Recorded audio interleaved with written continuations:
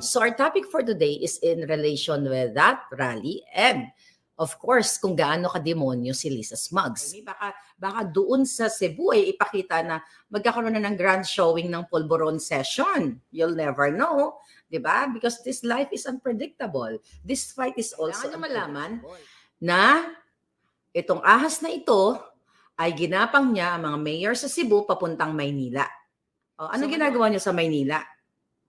Ginapang po sila ni Lisa Smugs. Kaya baka makita ninyo, nakikipag-inuman ang mga mayor ninyo dyan sa Cebu sa Malacanang. Kasi ginapang ni Lisa at ni Koting, ni Tambaloslos. Ito nga mga kababayan, bago natin ituloy ang video na ito, kung bago ka lang sa aking YouTube channel baka pwede makahingi ng like at subscribe at click mo na rin ang notification bell para updated ka sa aking nilalabas na bagong video. Salamat po.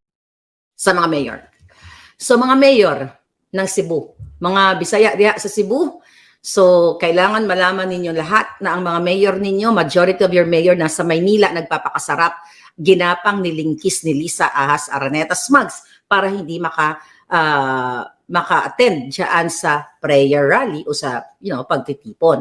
Pero kahit ano pang gapang ni Lisa Smugs, ano pa ang pagdidikta niya, lalabas at lalabas ang katotohanan at tayo ang tunay na lilingkis sa mga hinayupak na yan. Ang mga puting ahas, ang lilingkis sa mga itim ang budi na ahas na masahol pa sa burak ang pagkatao katulad ni Lisa Ahas. Thank you palangga. Bukas na ang simula paglayas ng mga bangag sa Pinas, LEMs. Kaya natatakot sila, di ba? Sa dami ng in-expose ko sa inyo dito na natataranta si Lisa Smugs, doon pa lang sa mga nakikita nila na sa social media, yung mga dati, distab daw, di ba? Nagpa-request siya ng tangke de guerra sa Malacanang, di ba? Naalala niyo yon. So, ganun sila ka bangag na bangag. Okay? Next target ni Tamba at Congress ay mga kapatid na INC kasi against sa PI. O di subukan nila ang mga kapatid nating Iglesia ni Cristo.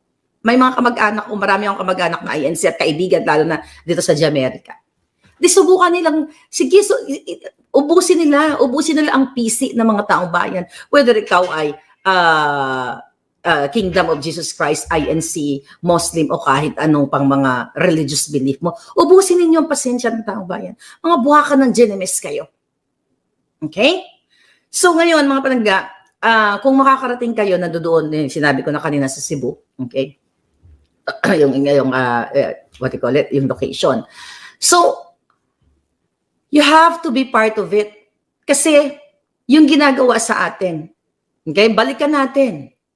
Ito yung bunga ng ating mga expose. Kaya nga, di ba, bunga ito, kaya gusto akong gurgurin, may mga proxy cases, pero si Lisa lahat ang behind yan. Di ba? I'll talk about that later, dun sa pinakadulong part ng ating vlog.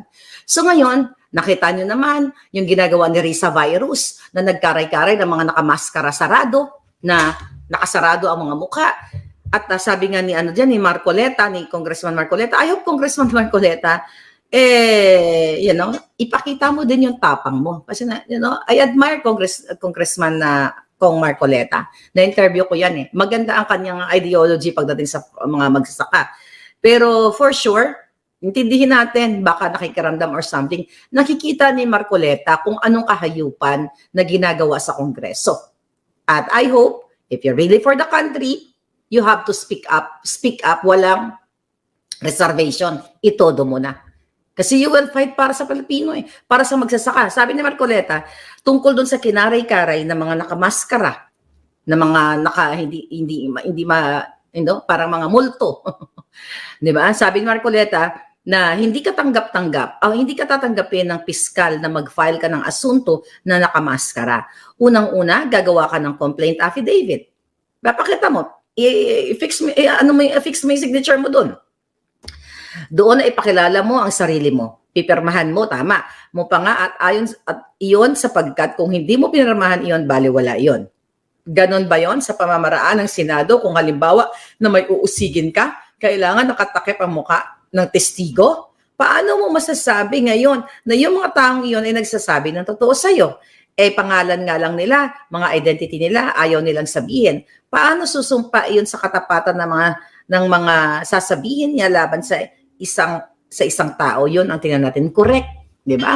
Kahit sino, pwede nilang bayaran. Si Lisa Smugs nga, pwede magpanggap eh. Pwedeng umarte dyan eh. Pwedeng hilain ni Ontiveros, lagyan niya ng maskara yung mukha ni Lisa Smugs. 'Di ba? Magsalita doon kunyari, 'di ba? Magsalita siya ng kung ano-anong kasi kahit sino pwedeng karay-karayin kapag ginamit ni virus ng gobyerno, ng Senado, ng ahas ang kanilang power para bayaran ang mga testigo para magsalita laban kay Pastor Kibuloy. Kung ako nga, shout out sa mga Cebu, 'di ba? Ginagawa ng paraan ng mga trolls o yung mga bayaran ni Lisa Smugs na mag-invento ng kwento against me. Diba? Mamaya pag-uusapan natin sila kasi po hindi pa na-orient yung mga trolls, yung mga bayaran ni Lisa Smugs. Kaya ang sabi ko sa inyo, kung kaya nilang gawin, may pattern na kasi eh. Imagine mo, gumawa pa ng paraan ang Presidential Communications, ang buwakan ng inang gobyernong ito na mag-hire ng mga tao laban sa akin para ibabagsak ang kredibilidad ko. Imagine mo, may nag-send sa akin eh, na ako daw, ulit-ulitin ko, na may kinausap silang tao, na ako daw ay nagpokpok sa Cebu, at yung customer ko daw na pinokpokan ko ay may utang ako, di ba?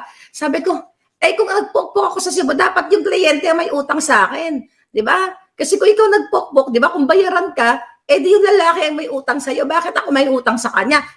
Ikaw na nga ang bumukangkang, katulad ni Lisa Smugs, di ba? Nakapagbanga, bumubukangkang. At si Emerald Bukangkang, bumubukangkang. Di ba? Ikaw pa may utang. Ano yun? Binigay mo na yung kipay mo? May utang ka pa? Nasaan yung logic? You know what I mean? So ito ay very Lisa Smugs. Gagawin nila ang lahat ng kasinungalingan para i-take down, para i-demoralize, para i-bagsak tayo, o isirain tayo sa taong bayan. At again, mga palangga, hindi tayo papayag na sisiraan na lang nila tayo ng ganon. Tatayo, ako sabi ko nga hanggang huling patak ng dugo ko, Lisa, at sisiguraduhin ko yung patak ng dugo mo ang maunang tumulo at may isang patak pa na maiwan sa akin. Dahil ikaw, demonyo ka sa lahat. Yung paggapang mo dyan sa mga mayors na yan at ang panggigipit mo sa akin kay Makanas, sa lahat sa amin, hindi ka namin uurungan. Okay? Hindi ka uurungan ng katotohanan. Akala mo makakaligtas ka. Akala mo sa'yo na ang kapangyarihan, mga palangga. Ito question ko. Bakit hindi mo pa pinapakalat, Lisa Smugs, ang legal love letter ko sa'yo? I'm not gonna say in details, mga palangga. May mga bagay na hindi nyo ba dapat malaman in detalye. Pero tinitignan-tignan ko, wala pang nagsisend sa akin. Ikaw buha ka ng ina ka. Diba? Kanina, dapat alam mo na, dapat nakarating na sa kampo mo ang legal love letter ko. Ito po ay connection sa nireport ko sa FBI. Okay? Alala nyo na. So connection, I cannot give you the full or the entire details of this. Pero gusto ko tanungin kay Lisa, nasaan yung mga dugyot? Hindi pa, bakit ayaw mo pa ipasa sa mga i-disseminate? Sa mga bayaran mo, yung pinadala ko sa'yo. Diba? Itodo mo na. Tanginan nyo eh. Diba? Sasabihin nyo si Marley ka, nagti-TNT eh. Mga ganon, diba? I-disseminate nyo na para magkaroon sila ng vlog. Pagka magkaroon sila ng content. Yung mga abogadong kasabwat. Huwag kayong pasisiguro. Ano ba, galing kayo? Buha ka ng ina ninyo. I-disseminate nyo na. Inaantay ko eh. Disseminate nyo na ng bonggang-bongga. Bakit bumahag ang buntot nyo? Matapos kayo magpa-press-con. Disseminate nyo na, Lisa. Huwag nyo nang patagalinan para magkaroon na naman ng content yung mga bayaran ninyo. Diba? Yung yabang nyo lang, Yung yabang nyo lang. Kung pwede ko lang ipagyabang ang mga bagay-bagay na hawak ko ngayon. Kaso hindi tayo pwede magyabang ngayon, mga palangga.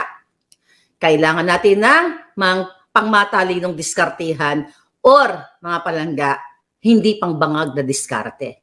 Ano, Lisa? Todo mo na. I-disseminate mo sa mga dugyot mo, sa mga mainstream media mo. Bakit tayo mo isend? Pinadalan ko siya ng love letter, palangga. Legal love letter. Alam mo na to, dahil ikaw ang promotor ng lahat ng ito, di ba?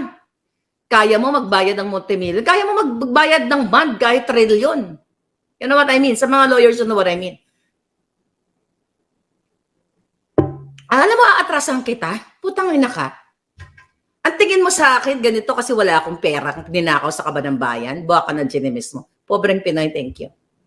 May friend ako na nag-message sa akin kung ano-ano mga sinsend na link na mga, nakikita. Sabi ko sa kanya, you have to trust me, darling. In this fight, you have to trust me.